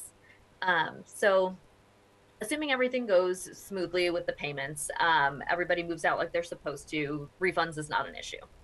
But if it turns out that for whatever reason the household does not vacate the unit when they're supposed to, decides to change their mind and ends up rescinding their notice of vacation, or for whatever reason withdraws their application for assistance, but they've already been paid, then they are required to refund that assistance within 10 days. In the same way, SDCI is required to refund the landlord the amount of paid within 10 days after SDCI receives the notice that the household did not move out as they were supposed to. They rescinded the notice of vacation or withdrawal of the application. And so similar to what we were just discussing in terms of landlords paying, the routes to getting money refunded are the same. So it's the same processes around citation and notice of violation for SDCI to get refunds back from either the landlord or the household representative. So in terms of appeals, if either the landlord or the household representative appeals a approval or denial of the application. So if the household representative gets the decision from SDCI that they are entitled, but the owner disagrees, or the other way around, if they get denied and the household thinks that they should have received relocation assistance, they can appeal that decision to the hearing examiner. And so that dispute must be filed within 10 days of the decision. And they can either the landlord or the household representative can also appeal based on the amount that SDCI calculated. So if for whatever reason they disagree about the amount, either too much or too little, or there's just an error in the calculation, they can make that appeal to the hearing examiner. In terms of enforcement, as we just discussed, SDCI will be enforcing violations of the ordinance, which include failure to pay what you're supposed to. And that, again, is through the citation or the notice of violation process. They could also use a warning if it happens to be the person's first time it's a violation, but they have the discretion to choose which resolution process they want to use based on their what they determine to be appropriate. And then lastly, sorry, Asha, just one second. I see Councilmember Lewis's hand up. Did you want to speak right now, Councilmember Lewis? Thank you, Madam. Thank you, Madam Chair. Just real briefly, Asha, do we know if this is going to lead to a request for additional resource from the hearing examiner for the increased caseload? Has that been part of our analysis? Yes, I did check in with the hearing examiner. Right now, they anticipate an increase in maybe 10 to 15 cases throughout the year, and they don't require any additional resources based on that estimate. If it turns out that for whatever reason there's a lot more appeals than they anticipate, that might require additional resources. But my sense is that the council can address that either in a supplemental budget if it does happen, or through a future budget process. But as for right now, in terms of the beginning to administer any appeals, they don't require more resources. Great, thank you. So the last part of administration is the creation of this separate account. So in the same way that Treo sort of has its own account for getting penalties, getting fines, to be able to provide relocation assistance, the bill creates a similar account. Because otherwise all citations, penalties, all of those would go just back into the large pot of general fund, which would not necessarily allow SDCI to use the funds that are coming in to for that cushion of relocation assistance that they need to pay out if the landlord does not pay or doesn't pay in time. And so as we were discussing, there are fiscal and staffing impacts to this bill. So for SDCI to take on administration of the bill includes a variety of things. Their call volumes increase when tenants and landlords call about what their rights are. They have to get the applications, figure out how much relocation assistance is each household representative is eligible for, determine eligibility, so making the decisions themselves. And then they will need to receive the payments from landlords, make the payments to the household representatives, and then deal with all the pieces around refunds, all on the timelines that are set out in the bill itself. That being said, in the summary and fiscal note, you'll see a description of the amount of funding that they think it will require to set up administration. And there are attachments to that summary and fiscal note that provide more detail about what the funding will be used for. But essentially, in one-time funds, they are going to require $1.25 million to be able to set up the IT infrastructure. So currently, they already have an Acela system, but to be able to develop it out, to be able to administer the requirements of this legislation on the timelines, they will need that amount of money. One thing I'll flag in terms of funding, right now, the estimate for building out that system is 6 months to be able to be operational, and then 9 months total for it to be complete. But that 6 to 9 months time, so we took that into account when putting the effective date into the bill, because the effective date for most of the bill is 180 days from passage. So the idea was to build in that 6 months so that they would have the time to create the infrastructure. The complicating issue is that the bill, assuming it passes out of committee and council takes final action on it in the next week, means that 6 month clock would start at the beginning of November. That is, the complication is that if the council appropriates funds during the 2022 budget process, those funds don't become available to SDCI to use until January 1st, which gives us a 2 month gap, which would mean that they would need an additional 2 months after the effective date, 6 months, to be able to administer the program. There's one alternative. Well, there are two potential options. One is to adjust the effective date, but the other is that the executive is authorized with to provide interfund loans for 90 days. And so theoretically, if the council adopted a budget that provided SDCI with funds on January 1st, the budget office could also appropriate an interfund loan to give SDCI the resources it needs at the beginning of November, and then SDCI could pay those funds back with the appropriations that come in on January 1st. And so those are just a couple options to be able to deal with that gap between the need for appropriations, when those appropriations will become available, and the actual bill's effective date. That's the piece about the IT infrastructure. As I mentioned previously, there is some amount of seed funding that's going to be necessary to pay out assistance before any fines or penalties are assessed because of the requirement that SDCI pay out the assistance to household representatives, regardless of whether the landlord has complied. So there will need to be some discussion around how much that should be to start. If it turns out it isn't enough, the council always has the opportunity to add funds in a supplemental budget.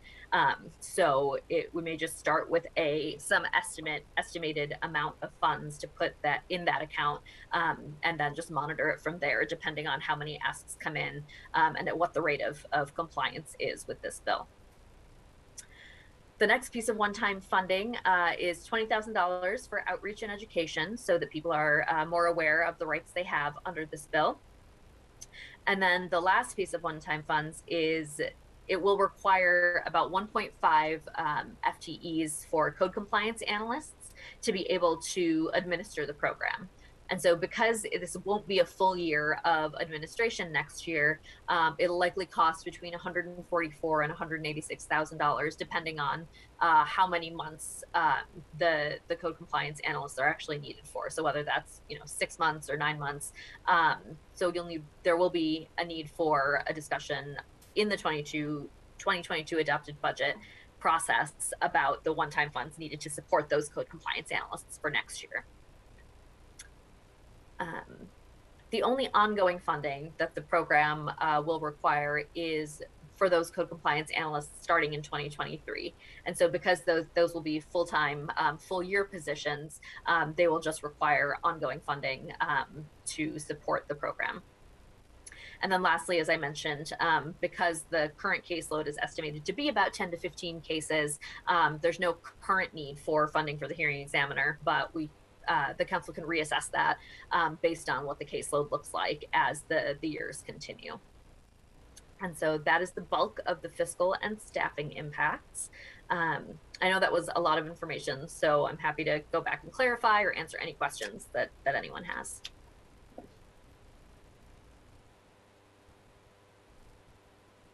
Thank you so much, Asha. That was absolutely thorough. I really appreciate it. All the work you've done, and also thanks to Ted Verdone from my office for working on this as well. Ted, did you have any overall points to add to Asha's excellent presentations before I open for questions and comments? Not overall points. I may be available to answer questions about some of the reasons behind some of that administrative process, which there's a lot of in the bill, but it's all kind of, nothing at this time.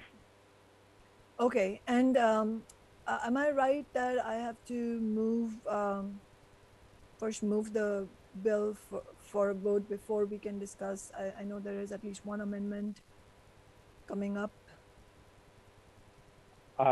You'll need to move the bill before amendments could be voted on, but there could be discussion before after, however you decide. Yeah, we'll do the discussion first. So I saw Councilmember Peterson's hand up. Councilmember Peterson, feel free to talk about the bill as a whole, any comments or questions, and also your amendment as well. Thank you very much, Chair Sawant. Colleagues, you might have seen there's some breaking news on renter protections. The mayor is extending the eviction moratorium to January 15th. So just wanted to note that it just came in a few minutes ago. I did have a question or clarification. So this bill would be establishing a separate economic displacement relocation payment program. So if it passes, there will be two programs. There'll be the regular or existing tenant relocation assistance ordinance, the TREO, as we were saying, and then also this economic displacement program. That's correct. The triggers for those programs are different, but yes, there will be two different relocation assistance programs. Okay, thank you. And again, I appreciate the intent of this bill and the additional support we're providing to struggling renters. And as I mentioned with the previous amendment, during the COVID pandemic, we've been doing a lot as a council in a unified way to boost rental assistance for those in need. We've also adopted several renters' rights bills during the past years, including the winter ban on evictions. I do have an amendment which I'll try to move later. It's really getting to helping those most in need.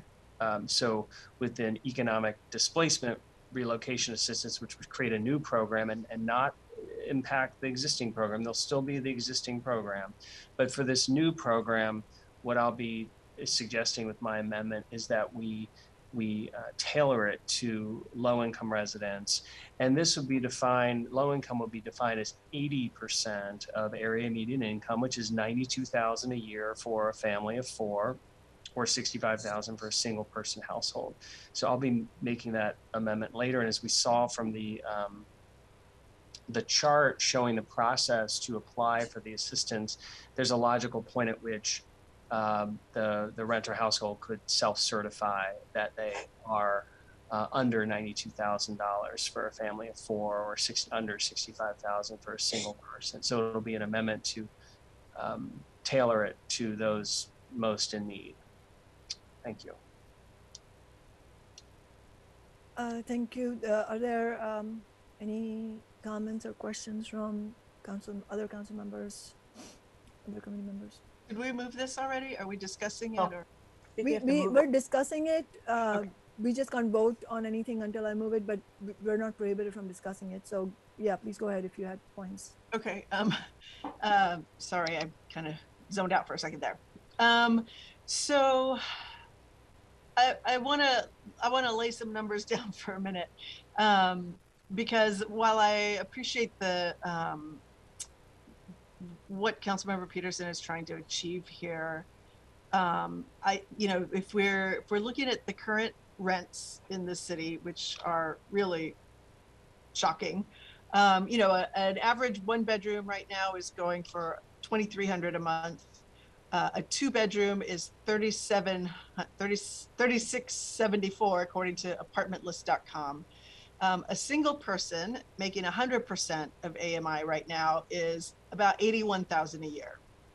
So that means they have to pay over a third of their income in rent, to find a place that's affordable. For a family of 4, it's $115,000 a year, and even for that family to find a 2-bedroom apartment, which for 4 people sounds like it might be too small, is $36.74 a month. So, the family's paying 38% of their income in rent. So, I understand what Councilmember Peterson is trying to achieve, but the point I'm making is that even at 100%, because rents are so high, 100% AMI, rents are so disproportionately high in this city that doesn't matter. It's still crazy expensive to try to rent a place in the city. And so, but by the time you get to move-in costs, if you have to pay first and last month's rent and a security deposit on that 2-bedroom apartment, that's $11,000 for a family that is very likely already having a hard time with their housing burden. So, I just feel like even at 100% AMI, tenants are barely meeting the threshold that landlords require for new tenants. Plus, they're supposed to have $11,000 on hand, saved up, tucked away somewhere to cover these costs. I just think that we are witnessing an extraordinary time right now where people are extremely burdened and are struggling to pay the bills. We have a labor shortage right now because we don't pay enough, and people don't want low-wage jobs anymore. So I think that it's really important that we consider who we're really trying to support here, and I just, even at 100%, people are still struggling, and I think that this is not the way to go about providing that support that they need. Thank you so much, Councilmember Morales. Councilmember Juarez, you've been off mute, so go ahead. Thank you. So we're talking about the overall bill right now that you haven't moved yet, correct, Madam Chair?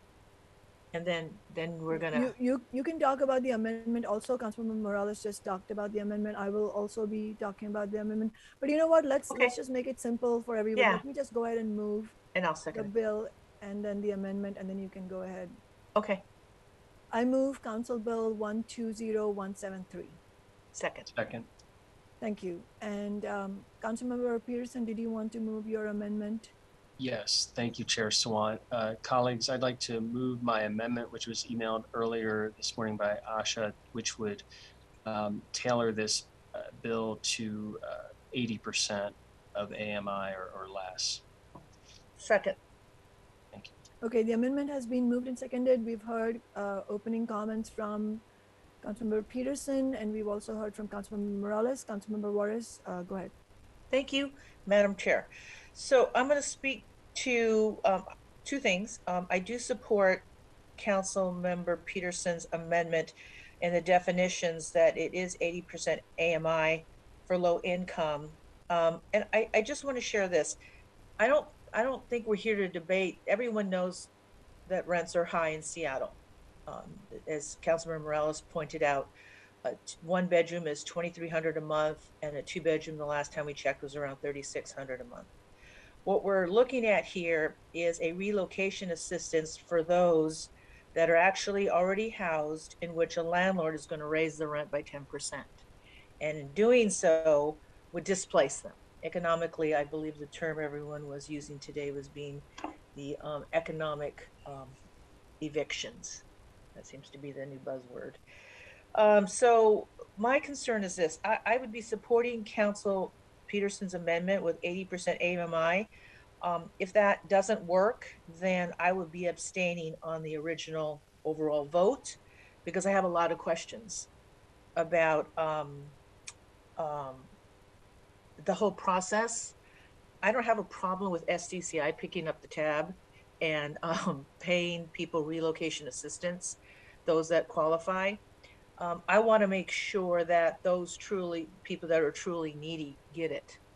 And also, I want to have a deterrent in place so that landlords don't raise their rents by 10%. And I feel like we have, and I apologize to you, Madam Chair. I know we have the summary and fiscal note. I know we have another memo that we received on April 20th. And then we have another memo. And thank you, Asha, for your memo. I think it's like 8 pages, and I try to get through most of it. And so it actually raises more questions. But Madam Chair, the overall idea and policy makes sense to me. What I am having some concerns with there's just some moving parts that I need for me to be a little bit more finessed. And so that's where I'm at. And so I'm letting you know that now. So thank you. Thank you. I would of course note that we've been discussing this bill for months in repeated committee meetings, and I've made repeated appeals for any questions or clarifications, but we're still happy to continue to provide any kind of clarification that any of the committee members need. I do have Councilmember Lewis to speak. I just wanted to quickly speak about the amendment itself. I'm opposing the amendment from Councilmember Peterson for several reasons. The bill already requires the renter to be displaced in order to get relocation assistance.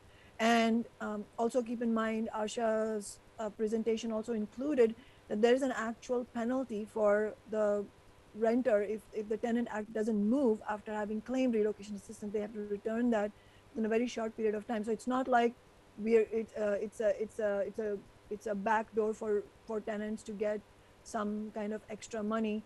The tenant has to be in a difficult situation because the rent went up inordinately in one jump, as Asha explained, and be forced to move because of that big jump rent increase.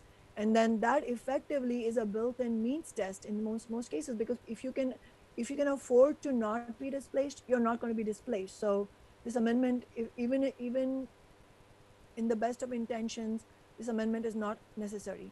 Adding in means testing will add a whole additional layer of red tape before renters can get relocation assistance. which is the real burden, even if the means test is as simple as possible. That red tape often discourages the most vulnerable people from getting the relocation assistance they desperately need.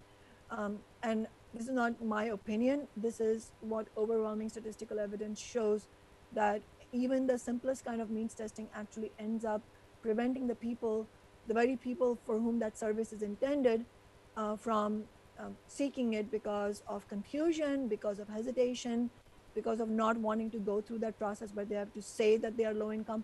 There's a myriad reasons why people find this to be an obstacle, and that's another reason why we shouldn't put in any means testing.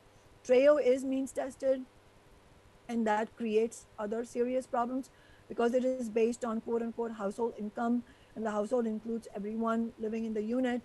My office has heard from renters who are very low income but are ineligible for relocation assistance because they have a roommate who is not low income. And this is not an isolated situation. We have to come, we have to come to grips with the data, and the data show that overwhelming number. I mean, I don't know if it's a majority or not. We can check, or if Asha has it at her fingertips, that's fine. But the point is that increasingly younger generations of adults are, because of lower incomes, because of stagnating or falling living conditions in the workplace conditions, and because of skyrocketing rent, are forced to have roommates. And so, this kind of household income type of means testing in the TREO creates problems for people in roommate situations. Young adults, as I said, often live with roommates, and the way the area median income is calculated, they are often going to be disadvantaged under the formula to get relocation assistance. 80% of area median income for a household of one in Seattle is $63,350 a year. 80% of area median income for a household of four in Seattle is $90,500 a year. That makes sense for a four-person family, including kids. But if we're talking about four young adults who are roommates, $90,500 is only $22,625 a year each, far, far less than the minimum wage for a full-time worker. That means that if this amendment passes, people living with roommates will almost always be excluded, and living with roommates is the primary way, as I said, is now starting to be the primary way that working class people, especially young working class people, afford housing in Seattle. And so that this whole issue would make it so that the amendment would create a devastating loophole in the bill. So I will be opposing it. Councilmember Lewis, go ahead. Thank you, Madam Chair. So I actually am inclined to vote for this amendment for different reasons than Councilmember Juarez articulated. Though I don't necessarily think my reasons are inherently better, but different reasons. Mostly because I do have some worries about this legislation withstanding potential legal challenge, barring the adoption of this amendment today. And I say that because I don't necessarily have a problem with the policy. With most things that carve out more space in the property ownership world for people who are renters, I don't have a problem with policies that use the power of the government to compel a more equitable and a more just sharing, particularly of housing stock, and more equity between renters and building owners.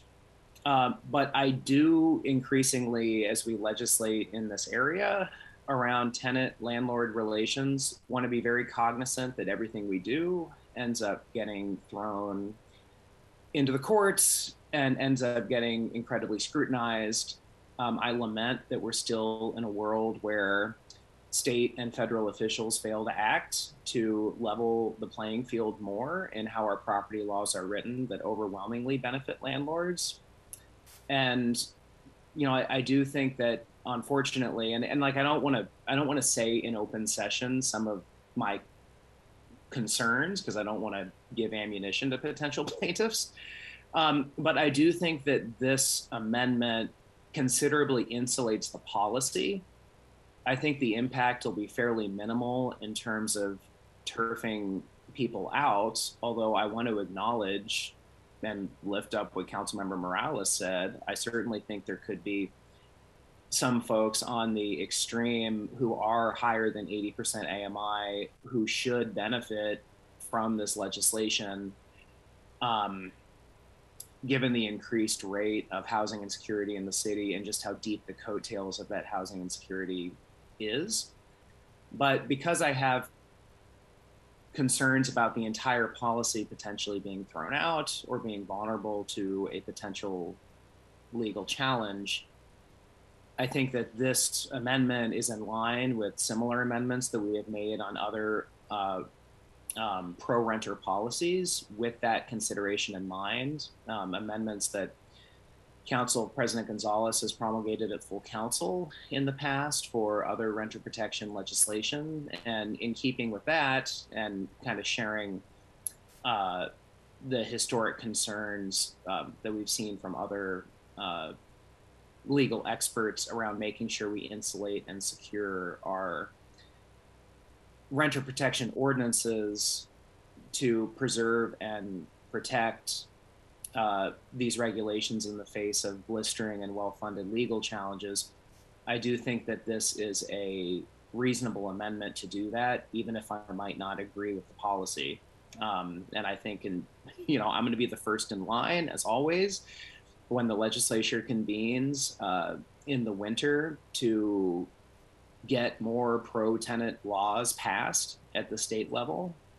But while we're sort of working within this area where, we're a little limited and need some action from those higher levels of government, I think I have to vote for this amendment today. Thank you. Or just in response to the points Councilmember Lewis brought up, we have had extensive discussions with the city attorney's office on this bill, a lot of back and forth, and we have heard zero legal concerns of the nature that you're talking about. And yes, renters' rights, victories, laws almost always get challenged in the courts, because that's what corporate landlords do. They have the time and the money to do that, and they have the incentive to do that because they're protecting their endless profits. But so many of our renters' rights victories have withstood the challenges in the court precisely because of just the objective conditions, because of it's very obvious how difficult it is for renters, and the power differential that others have mentioned. And also because those bills were passed with a lot of thorough research, with a lot of consultation with the city attorney's office. On past questions about means testing, there was a legal discussion about the gift of public funds being restricted to low-income people, but this is not public funds. This is paid by the landlord. So I'm not clear exactly what the legal concerns are on this, and I really believe that council members who want progressive measures for renters should be voting against this amendment. I don't see other council members wanting to speak again, but I'll just wait for a second if anybody wants to speak again before I hand it over to Peterson to close out the discussion. Go ahead, Councilmember Peterson. Thank you, Chair Swan. I appreciate this discussion and appreciate the points raised by everybody.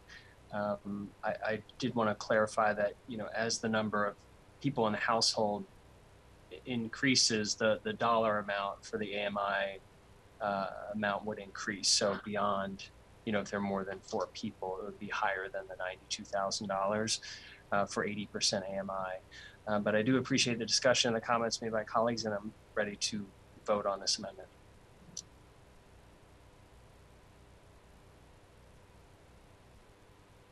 Ted, can you call the roll on this amendment? Councilmember Sawant? No. Councilmember Morales? No. Councilmember Lewis? Yes.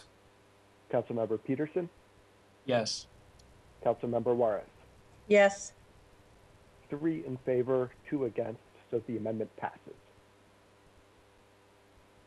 Thank you, Ted. So we have the bill as amended in front of the committee for a vote, and I will, before I call on the clerk to read the roll for the vote, I will open it up once again for committee members if you have any final comments on the bill.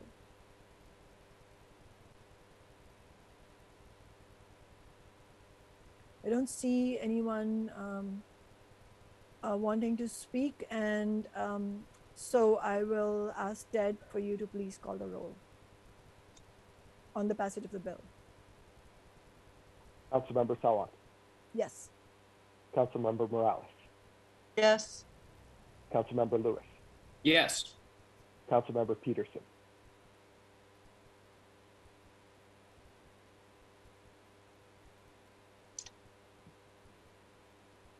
Yes.